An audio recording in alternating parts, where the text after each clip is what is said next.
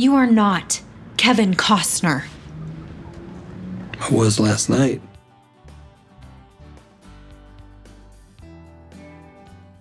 Number 10, The Same Conversation, Seinfeld.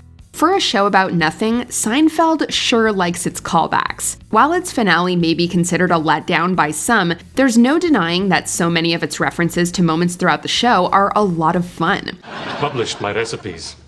I had to close the store and move to Argentina. She ruined my business. This soup's not all that good anyway. What did you say? All the testimony from characters from the show's past are great, but it's a moment from the end that's the deepest cut. After going to jail, Jerry and George have a conversation about George's second button, which seems eerily familiar to them. The second button is the key button. It literally makes or breaks the shirt. Look at it, it's too high. It's in no man's land.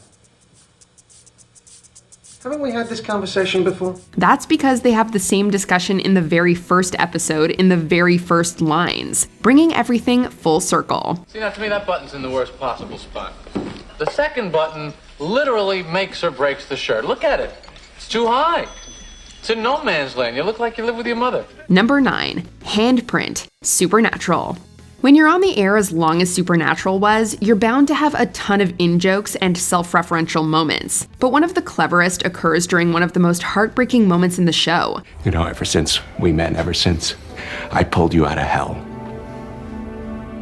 knowing you has changed me. When Castiel and Dean are pursued by Death herself, Cass uses blood from his hand to protect Dean. After making his goodbye to Dean and touching his shoulder, Cass is pulled with Death into the empty, leaving Dean distraught with a bloody handprint on his arm. Yes. Goodbye, Dean. Dean's farewell with his angel bestie actually mirrors his first meeting with him. When Cass pulls him out of hell, he leaves a handprint burned on his arm. It's great symmetry, and a nice bright side to a tear-jerking scene. Who are you? I'm the one who gripped you tight and raised you from perdition. Number 8, Kitty's Outfit, That 70s Show. While that 90s show also has some fire callbacks to its parent show, we're going with the original for this entry.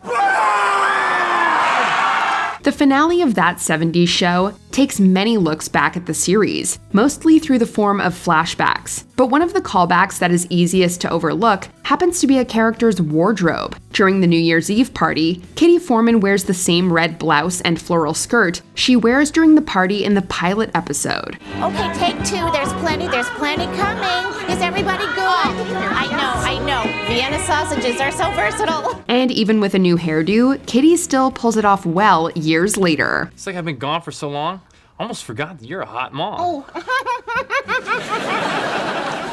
You know what else is hot? My foot when it's in your ass. Number 7, The Beginning and the End, Lost. Lost has one of the most dramatic openings to any TV show. Jack Shephard awakens in a bamboo forest, dazed and confused. He spots a dog and stumbles onto a beach where the plane he was aboard, Oceanic 815, has crashed. Stay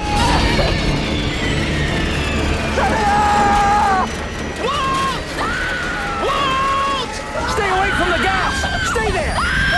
6 seasons later, and it's the finale. Although the show's ending was controversial, most people will agree that it did at least one thing right. Its final moments are a perfect mirror of its opening moments.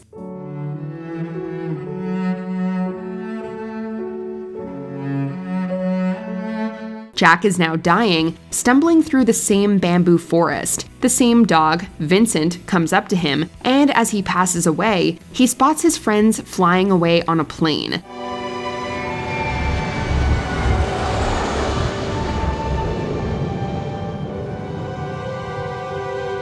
The show closes just like it opened, with Jack's eyes. The perfect bookends. Bravo. Number 6, Kevin Costner, Breaking Bad and Better Call Saul. Given that it's a sequel/prequel, Better Call Saul has lots of opportunities for clever callbacks and call forwards to Breaking Bad. From here on out, I'm Mr. Low Profile, just another douchebag with a job and 3 pairs of Dockers. If I'm lucky, a month from now, best case scenario, I'm managing a Cinnabon in Omaha. Although it was tempting to discuss Saul predicting his eventual career path at Cinnabon post-Breaking Bad, our favorite callback/forward is more comedic. When talking with Walter White about making a story convincing, Saul mentions offhand that he once convinced a woman that he was actor Kevin Costner. If you're committed enough, you can make any story work. I once convinced a woman that I was Kevin Costner, and it worked because I believed it. In Better Call Saul, we see the aftermath of his date with said woman. Naturally, she's none too pleased, but the in-joke certainly has us amused. I mean, seriously? Lucy Ann? Lucy Ann? He's not Kevin Costner. What? Who's this guy? I'm not Kevin Costner's manager. Number 5. Mal cosplay. Castle. On Castle, Nathan Fillion plays the eponymous writer Richard Castle. Castle's irreverent literary proclivities lead to a lot of great references throughout the series. But easily the best callbacks are to Fillion's last famous TV role as Captain Malcolm Reynolds on the cult hit Firefly. I got nothing but trouble since I did it, not to mention more than a few unkind words as regard to my character, so let me make this abundantly clear. I do the job. And then I get paid. There are many sprinkled throughout Castle, and the most blatant of these occurs when Castle dresses up as a space cowboy for Halloween. What exactly are you supposed to be? Space cowboy. Okay, A, there are no cows in space. B, didn't you wear that like 5 years ago? So don't you think you should move on? It's exactly Mal's outfit from Firefly, and Fillion wears it well even a few years on. Our fingers remain forever crossed, hoping for a revival. Now this is all the money Niska gave us in advance. You bring it back to him, tell him the job didn't work out. We're not thieves. Well, we are thieves. The point is, we're not taking what's his. Number 4. Beetlejuice. Community. You should come.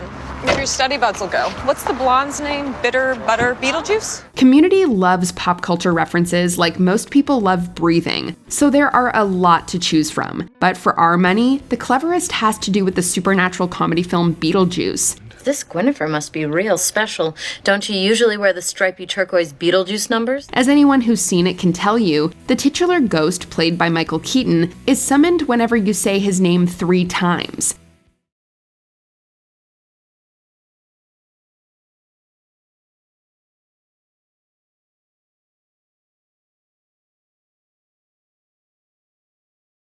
During the first 3 seasons of Community, a character says the name once, and by the 3rd time, a character dressed like Beetlejuice walks by in the background. There's nothing in your playlist but Spooky Party, the Beetlejuice soundtrack, and NPR podcasts. Now, if you'll excuse me, I need to go call an exorcist. Number 3. The Ending. Newhart. Bob Newhart was a TV star for decades. When his 80s show Newhart comes to a close, his character Dick Loudon is hit with a golf ball. I've got to get out of this madhouse! You're all crazy! Smash cut to a darkened bedroom where Newhart's previous character, Bob Hartley from The Bob Newhart Show, awakens next to Suzanne Plachette, who played his wife Emily on the same show. Bob describes the events of Newhart to Emily like they were all a dream, which is itself a parody of a similar It Was All a Dream twist on Dallas. I was an innkeeper in this crazy little town in Vermont. I'm happy for you. Good night. The tongue-in-cheek nature of the callback has made it the subject of similar tributes in the years since, but Newhart did it first. You mean beautiful blonde. Go to sleep, Emily. You know, you really should wear more sweaters. Number 2. All the cameos. Crisis on Infinite Earths. When your story's set in a multiverse, you can make callbacks to nearly anything. Found Barry Allen. No! What does that mean? How can this... This should be impossible now. It should be impossible now? You don't know about the...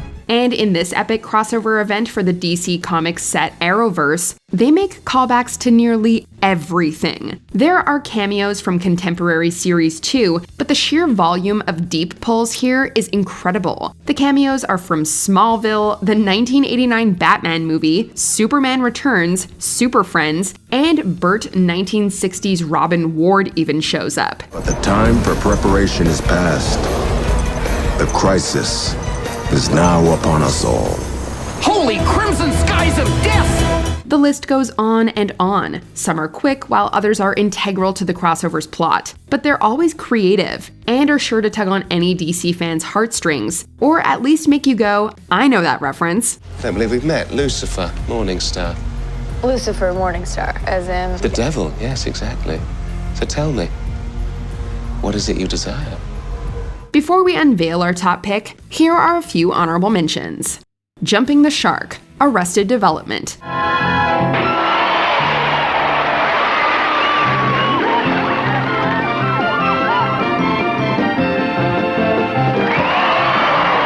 Henry Winkler, aka The Fonz, does it again. And I've skipped breakfast, so I'm off to Burger King. And Lucille arrived. Douchebag Jar, New Girl. Damn it! I can't find my driving moccasins anywhere! Good thing he wasn't wearing his driving moccasins when he broke it. We need a glass.